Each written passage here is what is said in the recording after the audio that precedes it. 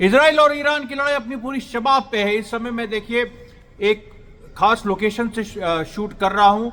मैं ट्रैवल कर रहा हूं, रास्ते में बड़ी मुश्किल से ये एक जगह मिली है और कुछ आवाजें आपको सुनाई पड़ेंगी, उसके लिए माफी चाहता हूं। जो अपडेट लेकिन जरूरी है, क्योंकि मीडिया के माध्यम से बहुत झूठ फैलाया जा रहा है और ये जो झूठ फैलाया जा रहा है ये आपको इसके बारे में सच्चाई बताना बहुत जरूरी है। देखिए, इजराइल ने जो हमला किया ईरान के ऊपर, उसमें करीब 200 से 250 मिसाइल्स और ड्रोन्स मारे, जिससे ईरान के जो एयर डिफेंस सिस्टम्स हैं प्रिलिमिनरी लेवल के, वो उनको नुकसान हुआ। और ये जो स्ट्राइक है इतनी सक्सेसफुल क्यों रही, उसकी वजह यह है कि इजराइल के मोसाद ने ईरान को पेनिट्रेट कर लिया था। अंदर से उन्होंने लॉन्च किया, एक लॉन्च साइट उन्होंने ईरान के अंदर बनाई और वहां से ड्रोन्स लॉन्च करके उन्होंने सबसे पहले ईरान के एयर डिफेंस सिस्टम्स को खराब किया। उसके बाद मिसाइल छोड़ी इजराइल ने। तो जब इजराइल ने मिसाइल छोड़ी तो एक तरह से ईरान डिफेंसलेस था और मतलब उसके पास उस तरह की रक्षा प्रणाली नहीं थी। और वो जो मिसाइल्स हैं जो इजराइल ने छोड़ी, वो कई जगह, कई प्रोमिनेंट जो फैसिलिटीज हैं ईरान की, उनमें लगी। कई जो उनके पहाड़ों के अंदर मिसाइल सिटीज हैं उनकी एंट्रेंस पे लगी, लेकिन मिसाइल सिटीज जो हैं वो तबाह नहीं हुई, वो बिल्कुल बरकरार हैं। सच्चाई जानना बहुत जरूरी है। ये हम मानते हैं कि इजराइल ने सरप्राइज किया है ईरान को, लेकिन लड़ाई अभी लंबी चलनी है। इजराइल ईरान ने एक तरह से युद्ध एक दूसरे के खिलाफ घोषित कर दिया है, उसकी भी पूरी परिस्थिति आपको बताएंगे। लेकिन फिर मैं आपसे आगाह करूंगा कि ईरान की जो मिसाइल जो सिटीज हैं पहाड़ों के अंदर, वो बरकरार हैं, केवल उनके एंट्रेंस डिस्ट्रॉय हुए हैं। दूसरी बात, फुर्दो नाम की जो उनकी न्यूक्लियर फैसिलिटी है वो पूरी तरह से इंटैक्ट है।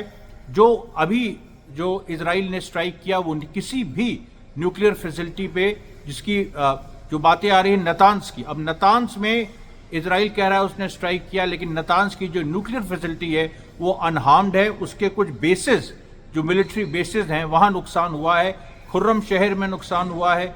अभी भी एक तबरीज में इजराइल ने हमला किया है। तो क्यों, मैं आपको बता दूं फिर से कि ईरान की जो मिसाइल, जो डिफेंस सिस्टम्स हैं, जो प्रिलिमिनरी शुरू किया, अभी जो एडवांस थे वो डिप्लॉय नहीं हुए, जो प्रिलिमिनरी डिफेंस सिस्टम्स हैं वो इजराइल ने डिसेबल कर दिए शुरू में ही, जिसकी वजह से एक सक्सेस इजराइल को मिली ईरान के कई मिलिट्री इंस्टॉलेशन पे स्ट्राइक करने की।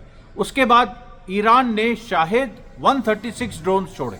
अब शाहिद 136 ड्रोन ये कम क्षमता के हैं और ये डाइवर्ट करने के लिए छोड़े गए कि इनको इंटरसेप्ट करेंगे, इजराइल इंटरसेप्ट करेगा, जॉर्डन, इजराइल, इजिप्ट, इस तरह की फोर्सेस उनको इंटरसेप्ट करेंगी। और इंटरसेप्ट करने के साथ साथ उनको वो एक तरह से कोशिश करेंगे कि उनको न्यूट्रलाइज करें।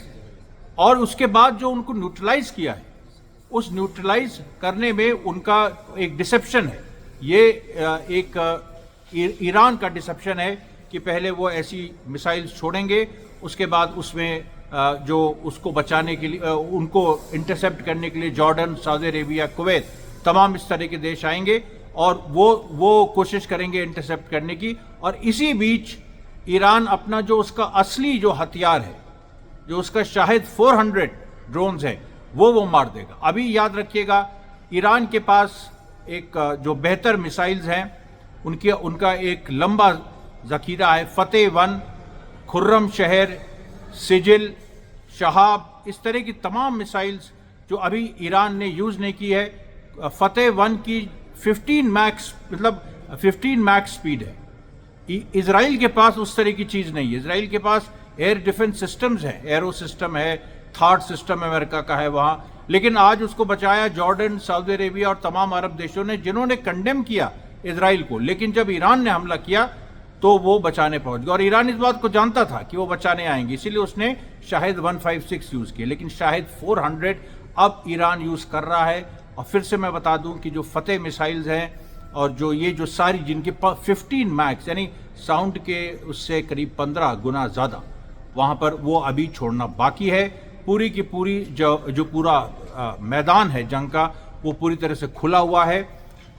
उसके बाद साइकोलॉजिकल वॉरफेयर चल रही है और इस साइकोलॉजिकल वॉरफेयर में अमेरिका और इजराइल ईरान पे दबाव डाल रहे हैं। अभी इजराइल का बयान आया ईरान को से उनके सुप्रीम लीडर खमैनी को एड्रेस करते हुए कि आपके तो हमने सब नष्ट कर दिए डिफेंस सिस्टम्स, आपके स्काईज फ्री हैं, पूरी तरह से कहीं भी हम स्ट्राइक कर सकते हैं, और उसी लिए एक तबरीज़ में भी स्ट्राइक किया, और अब आपको सरेंडर के अलावा कोई चांस नहीं है। ट्रंप ने भी बयान दिया और ये खुल गया कि ट्रंप पूरी तरह से इजराइल के साथ है इसमें और ड्रामा कर रहा था नेगोशिएशंस का।